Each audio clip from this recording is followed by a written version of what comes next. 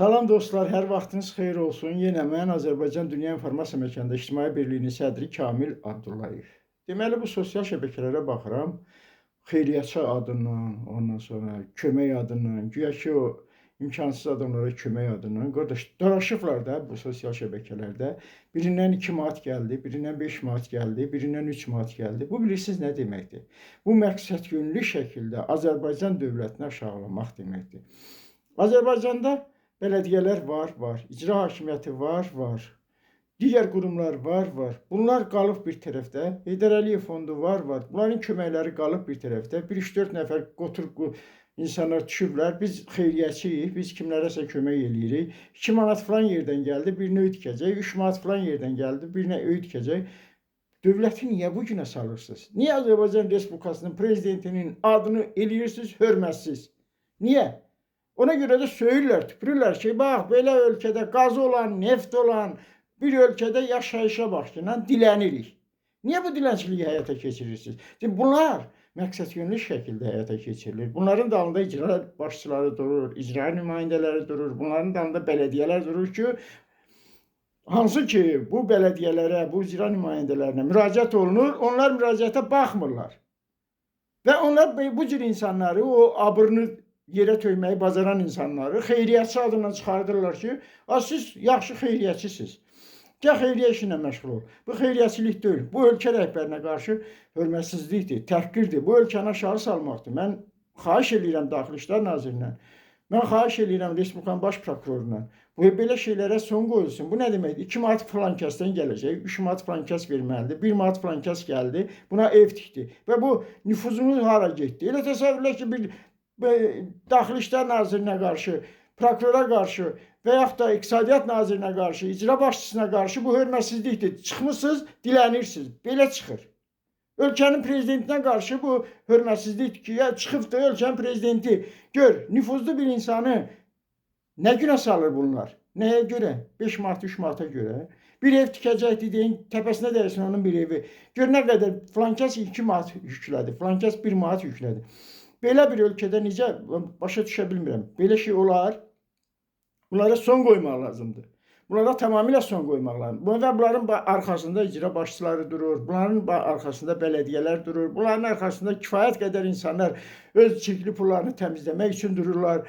İlyasın kafesi deyilən bir kafe var. İqtisadiyyat Naziri hara baxır, mən başa düşə bilmirəm. Vergilər Naziri hara baxır? Hara baxırsınız siz? Bu nə qədər ucuzluq adı altında ulaq ətini aparıcı xalqa yedirdir, cəmaata yedirdir. Baxmırsınız, görmürsünüz.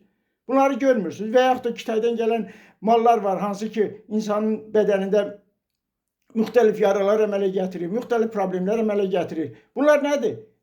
Bu Azay Möynətovun pullarının, o çirkli pullarını yumaq üçün bir vasitə ələ keçiriblər də. Hardadır İlyas? İlyas kimdir ki, İlyasın o qədər pulu olsun?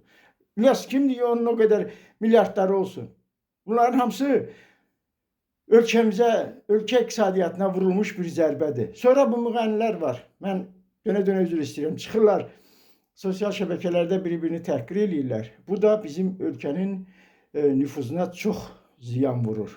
Eyni zamanda mən bunlardan, Afət Fərman qızını, ondan sonra Şəbnəm Tovuzunu, Vəfa Şərifovanı, belə bunların bu dəqiqə bu qalmaqalları, blogerlərlə olan münasibətləri çox aşağı səviyyədədir və bunlar ölkə mədəniyyətini demək olar ki, bir balaca sarsıdırlar. Amma mən bunların üçünə də çox böyük hörmətim var. Afət Fərman qızına da böyük hörmətim var, Vəfa Şərifovaya da böyük hörmətim var, Şəbnəm Tovuzluya da və bunların mahnılarına hər zaman diqqət eləyirəm. Mən onlardan bir dənə xahiş edirəm.